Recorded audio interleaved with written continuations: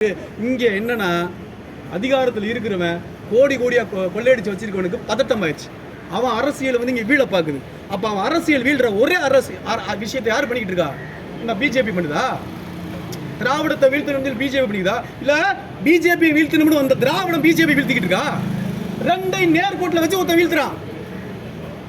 ஆரியத்தையும் வீழ்த்துறான், திராவிடத்தை வீழ்த்துறான்.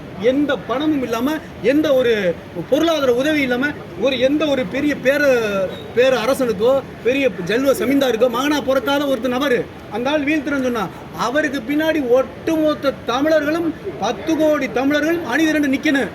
அந்த அடிப்படையில் தான் நான் உள்ளே வந்திருக்கேன். அதை விட்டு அவர் இப்படி செய்கிறார், அவர் அப்படி பண்ணுறார் அப்படின்னு பார்த்தா உன் குடும்பத்தில் 1000 பிரச்சனை இருக்கும். என்ன செல்விக்கு கனிமொழிக்கு பிரச்சனை இல்லாமல் இருக்குதா? இல்லை ராஜாத்தி அம்மாளுக்கு தாயலி அம்மாளுக்கு பிரச்சனை இல்லாமல் இருக்குதா? இல்லை அழகிரிக்கு ஸ்டாலினுக்கு பிரச்சனை இல்லாமல் இருக்கா? இல்லை இவங்க 2 பேருக்கு அதிகார சண்டை இல்லாமல் இருக்குதா? அதெல்லாம் நாங்கள் பேசின மக்கள் தாங்குவீங்களா? நீங்கள் தாங்குவீங்களா? அதெல்லாம் நாங்கள் பேசுகிறோமா? அதுபோல் எங்கள் கட்சிக்குள்ளே எங்களுக்கு 1008 பிரச்சனைகள் இருக்கும். அதை நாங்கள் பெரிய சரி பண்ணிக்கிடுவோம். இல்லைன்னா கட்சி விட்டு நாங்கள் நீக்கிக்கிடுவோம். அதை நீ ஏன்டா ஊதி பெருசாக்குற? இப்போ நான் வர்றேன் 1000 பேரோட வர்றேன். இந்த சன் டிவியா இருக்கட்டும், இன்னும் திமுக கும்படிக்கிற ஊடகமாக இருக்கட்டும், எங்கள் போடு பார்ப்போம். நாம் தமிழர் கட்சியோடு தமிழர் கட்சி 1000 பேர் உறுப்பினர்களாக சேர்ந்தார்கள். நீ போடு பார்ப்போம். போட மாட்டில்ல? அப்போ இங்கே அரசு இங்கே ஊண்டப்பட்டிருக்கு. நீ போட மாட்டேன், எப்படி போடுவானே?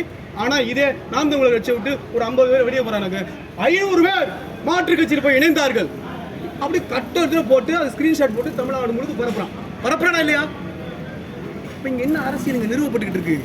தமிழ் தேசிய அரசியல் இந்த மண்ணில் வந்துடக்கூடாது. அந்த தமிழ் தேசிய அரசியலை சமரசம் இல்லாமல், யாரோட ஒத்துழைப்பு இல்லாமல், தனி நபரா, ஏன்னா முன்னாடி நம்முடைய முன்னோர்கள் நிறைய துரோகம் பண்ணிட்டு போயிருக்கான். நாம் தமிழருடைய ஆதித்யநாதர் இருக்கட்டும், தமிழரசு கட்சி உருவாக்கிய ஐயா தமிழர்களை உருவாக்கிய இன்னும் போட்ட நபர்களாக இருக்கட்டும், போய் திமுகவில் போய் சொம்படிக்கிறது அடை வச்சுட்டு போயிட்டான். மறுபடியும் தமிழர்கள் திமுகவில் போய் சொம்படிக்கிற வேலையை பார்க்குற வேலையை இங்கே இருக்கக்கூடாது. இதுதானே இங்கே விஷயம். ஓகே, கடைசி கேள்வி. இப்போ அதிகாரம் சார்ந்து தான் போகணும் அப்படின்னு முடிவெடுக்கும் போது இப்போ புதுசாக தாவேக்கா வந்திருக்கு. நீங்கள் அந்த பக்கம் போயிருக்கலாமே, ஏன் அது சம்மந்தமாக எதுவுமே பேசல, ஒரே அடியாக அந்த பக்கம் வந்துருக்கு? ஐயா, எனக்கு என்ன வேணுமுருகனை ரொம்ப பிடிக்கும். இல்லை தான் இவர் விஜய் தமிழக வெற்றி விஜய் சொல்லலாம், அந்த டிவிக்கு அப்படி வச்சு விஜய் 2026 தான் தெரியும். நான் உங்களுக்கு திரும்ப சொல்கிறேன், புகழ் வெளிச்சம் பெற்று வந்த மக்களால் நின்று மக்களுக்காகவே நின்று பாடுபட்டு குறைஞ்சபட்சம் மக்களுக்காக சேவை செஞ்ச விஜயகாந்தே நிற்க முடியலையா?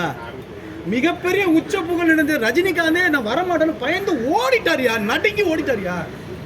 வர்றார் 2026 பார்ப்போம். 2026 இன்னும் ஓப்பனாக சொல்லுவோம், ரசிக மனப்பான்மையில் உள்ள தமிழர்கள் கோடி பேர் இருக்கான். அவனுக்கு சேர்ந்து நாங்கள் கத்திக்கிட்டு கிடக்கிறோம். அவனுக்கெல்லாம் சேர்ந்து அதிகமாக கத்துறது அண்ணன் செந்தமிழன் சீமான். ரசிக மனப்பான்மையில் இருக்கிற கோடி கூட்டங்கள் இருக்கு. இவனையும் அரசியல் படுத்துறதுக்கு குறைஞ்சபட்சம் நமக்கு 10 வருஷம் ஆகும். அவனை உட்கார்ந்து கற்பிக்கணும். பள்ளிக்கூடத்தில் வந்து பேசுகிற மாதிரி, புரிய வைக்கிற மாதிரி ஒரு ஆசானம் ரெண்டு கற்பிக்கணும். கற்பிச்சா தான் வெளியே வருவான். ஏன்னா அவன் கற்பிக்கிறத சினிமாவில் அவனுக்கு மாஸ்டர் படமும் பீஸ்ட் படம் தான் அவனுக்கு வாழ்க்கை. அவனுக்கு தான் வாழ்க்கையினுடைய அறநெறி, தத்துவம், கோட்பாடு. நம்ம சொல்றது வள்ளுவ அறநெறி, வள்ளுவத்தின்பால் நம்ம நின்றுக்கிட்டு இருக்கோம். அப்புறம் என்ன செய்ய முடியும் சொல்லுங்க? விஜய் போன்ற நபர்களாக இருக்கட்டும், இன்னும் விஜய்க்கு பின்னாடி வேற எவன் வர நிற்கிற அரசியலாக இருக்கட்டும், சீமானா இருக்கிற வரையும் இவங்கெல்லாம் கொஞ்ச நாள் நிற்பாங்களா, காணாமல் போயிடும். கொஞ்ச நாள் தாங்க ஐயா, வெயிட் பண்ணுங்க. ஒரு சின்ன ஒரு ஜர்க்கு காட்டுற மாதிரி ஒரு வருவார். சரி, இவருக்கு என்ன தேவை? அவங்கள ஓப்பனாக கேட்குறேன், விஜய்க்கு என்ன தேவை? மக்களுக்கு நல்லது பண்ணணும். மக்களுக்கு நல்லா பண்ணுறேன்னா, நீ இவ்வளோ நாள் ஓடி வந்திருக்கிய, இவ்வளோ நாள் 300 கோடி பணம் வாங்கியிருக்கிய, நீ என்ன நல்லது இதனால வர பண்ணியிருக்க, என்ன செஞ்சிருக்க? இப்போ வர மக்கள்கிட்ட போக முடியல, இப்போ வர மக்கள்கிட்ட களம் காண முடியல. இன்ன வர டங்ஷன் எதிர்ப்பு போராட்டத்துக்கு கூட்டம் போறோம்னா வரல. விஜயகாந்த் வெளியே வந்துட்டார்.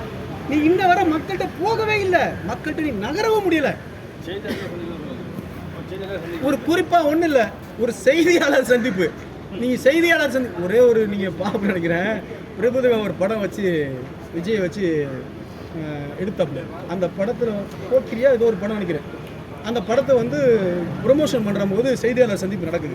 ஒரு கேள்வி தான் கேட்குறேன், அப்படிங்கிறான் இருந்தாலே சைலண்ட் அப்படிங்கிற செய்தியாளர் அப்படி மிரண்டு போய் நிற்கிறாங்க. இந்த மாதிரி ஆட்களெல்லாம் நீங்கள் கூப்பிட்டு வச்சு நீங்கள் எப்படி மக்கள்கிட்ட நிற்க முடியும்? நீங்கள் 1008 கேள்வி கேட்குறீங்க. இந்த இன்னைக்கெல்லாம் பாருங்கள், ஒருத்தர் இப்படி கேட்குறாரு, ஒருத்தர் இப்படி கேட்குறாரு, ஒருத்தர் இங்கிட்டு விட்றாரு, ஒருத்தர் இங்கிட்டு அம்பு விட்றாரு, ஒருத்தர் அங்கிட்டு அம்பு விட்றாரு. எந்த அம்பு இருந்தாலும் கோபம் வருமா? செய்தியாளர் கேள்வியை கேட்க தான் செய்வாங்க, குறுக்குமருக்கு கேள்வி கேட்க தான் செய்வாங்க. பொறுமையாக பதில் சொல்லணும், இல்லையா கடந்து போயிடணும், நெக்ஸ்ட் கொஸ்டின் சொல்லிட்டு போயிட வேண்டியது. அப்படி செய்தியாளர்களை சந்திக்க திணறுகிற மோடியாக இருக்கட்டும், ஸ்டாலினாக இருக்கட்டும், அந்த லிஸ்ட்டில் தான் விஜய் இருக்காரு. புரியுதா உங்களுக்கு? செய்தியாளரை சந்திக்கிற உலகத்திலேயே, இந்தியாவிலேயே, தமிழ்நாட்டில் எந்த செய்தியாளர் வந்தாலும் நேருக்கு நேர நெத்திக்கு நெத்தி முட்டுக்கு முட்டு கேட்குற ஒரே ஆளே செந்தமிழன் சீமானன் தான். சரியா இல்லையா? வேற கொஸ்டின் கேளு, வேற கொஸ்டின் கேளு, வேற கொஸ்டின் கேளு அப்படின்னு கேட்குற ஒரே ஆளு சீமான் தான். அப்போ அந்த ஆள் எப்பேற்பட்ட ஒரு மக்கள் தலைவனாக இருக்குன்னா, அந்த மக்கள் அவர் கெட்டியாக இறுக்கி பிடிக்கணுங்கிற இடத்துல தான் நான்லாம் நிற்கிறேன். அதை விட்டுட்டு சீமானா சரியில்லை, சீமானா அது நியூஸ் இதெல்லாம் சொல்கிறதுக்கு இல்லை. பிடிக்கலையா, நம்ம அடுத்த கட்ட அரசியலை நோக்கி நகர்ந்து போய்கிட்டே இருக்கணும்.